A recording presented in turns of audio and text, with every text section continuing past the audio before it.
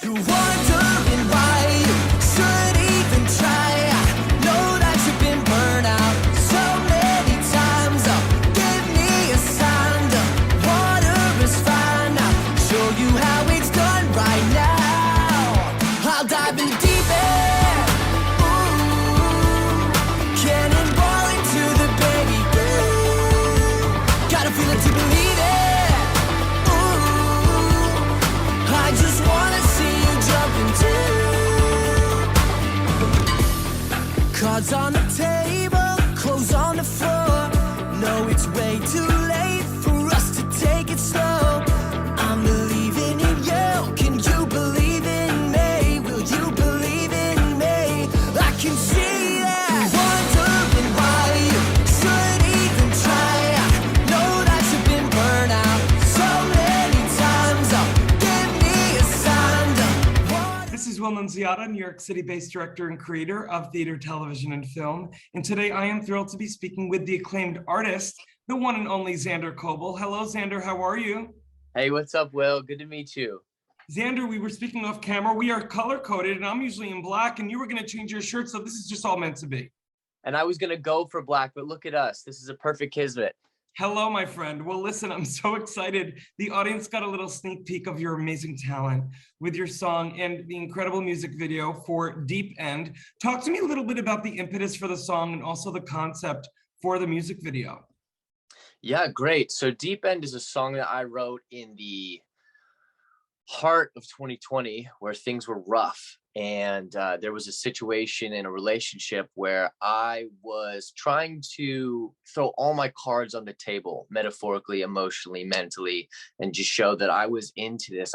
Here I am, here's me. Are you willing to jump in and dive in the deep end to this relationship and just go all in with it? And so the song is almost like a, let's buckle up, let's both go in. Here I am 100%, are you? And it's that type of song where it's a little brave, it's a little scary, but that's what it is. And it's rewarding when it works and it's crushing when it doesn't. It's kind of like the big breath before the jump off of a cliff. I love it. Yeah, hopefully you hit something nice at the bottom. That's what that song is about. And the video is a pretty straightforward take on that. It's mostly a performance video, but what's exciting about my performance and what I think is enjoyable about my style is that it's pretty aggressively energetic. You know, I grew up in metal bands most of my life, so coming into like a punk rock, alt rock, pop sound, I still took that metal underground scene with me, and it translates the exact same way on camera. And I think that's real fun, and we had fun making it. I love it. Well, you can sense the fun. And also, I was going to ask you, it's like you were looking at my little cheat sheet of questions. You have such an amazing fusion because it isn't quite pop. So it was cool to know that you're either subconsciously or consciously adding in that love of that metal, you know, underbelly. I'm curious to know, who were your inspirations growing up musically?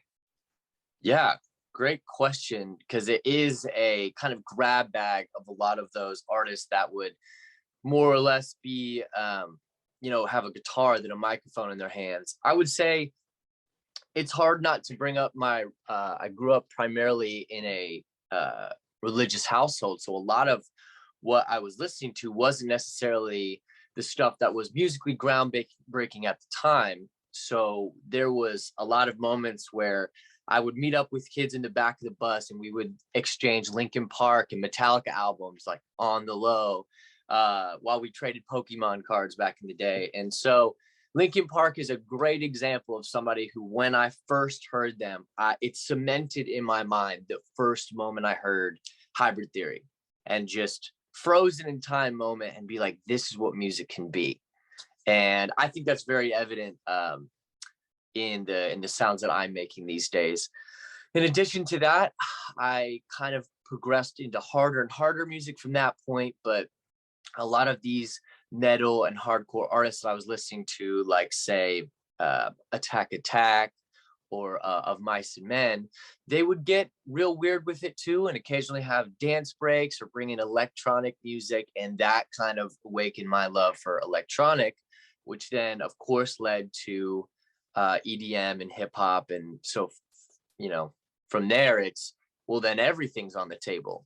And I like to musically give myself no boundaries in that sense. Well, and that's why you're a true artist with a capital A. And I also feel like in just learning about all of your loves of all different genres and disciplines within the musical landscape, I'm curious, you know, well, I'm actually not curious. What I'm visualizing with my director hat literally and figuratively on is that all of these loves, this fusion, this inspiration is filtered through the vessel that is Xander. And that's what gives it that kind of once in a generation, authentic, first-rate version of you, sound and voice.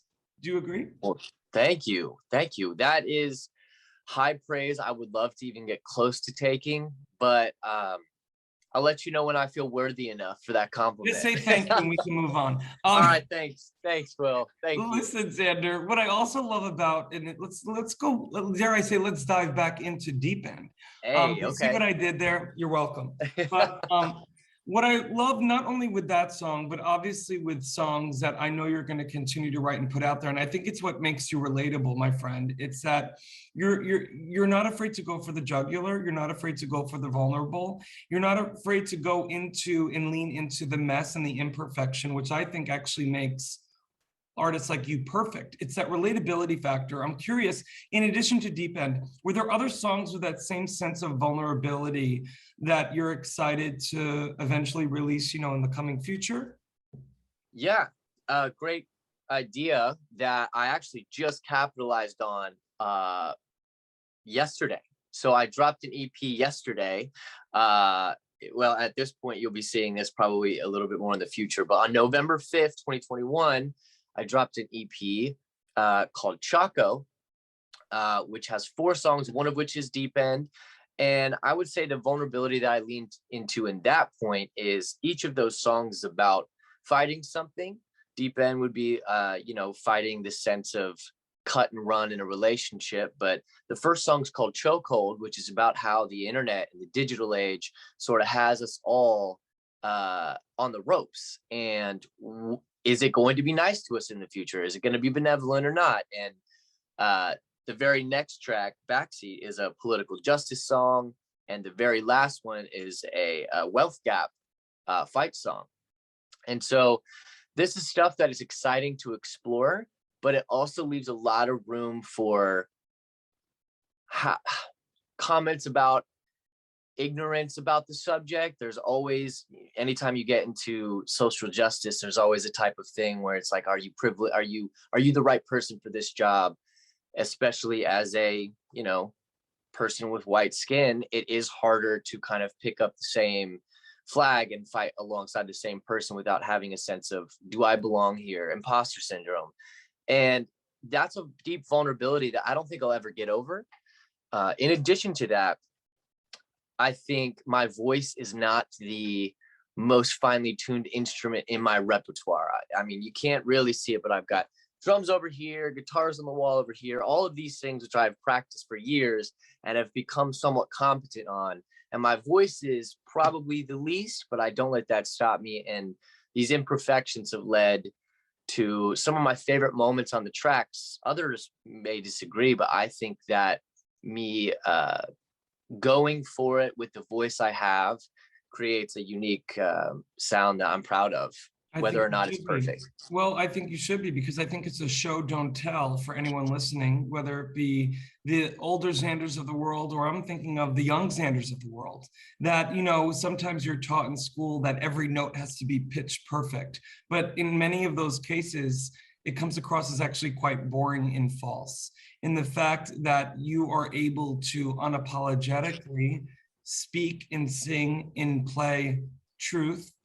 And the fact that you're even talking about such vulnerable topics as you are, as like, you're right, as a white man of the planet, I also get it, that, you know, to stand with my brothers and sisters on certain topics, yeah, it sometimes feels, who do I think I am? But at the end of the day, Xander, what I try and put my head on the pillow at night a little easier at night thinking about, and I'll send this your way as well, is the whole notion is the people that love you the most, they know where your heart's at. In that, yeah, you're going to probably say things a little awkwardly or maybe a little even wrong. It might come out wrong, but those that know where your heart is are the ones that are going to lean in and listen to the message that you have to say. I sure hope so. It's going well so far. So far, so good. Well, listen, Xander, before I ask my final question, I want to let everyone know for more on the incredible Xander, you can read more about him right below this video. Xander, if you could give advice to your younger self, what would it be? I'd say get over the fact of what people expect of you right away, as soon as possible, and go full-fledged in what you really think that you can be capable of. It's going to be so much better if you do that sooner rather than later. Get it out of the way. Amen, my friend. Amen. Well, Xander, I'm so grateful for the time you took today to speak with me, and I'm grateful that we're connected now. Yeah, thanks, Will. This was fun. Thank you.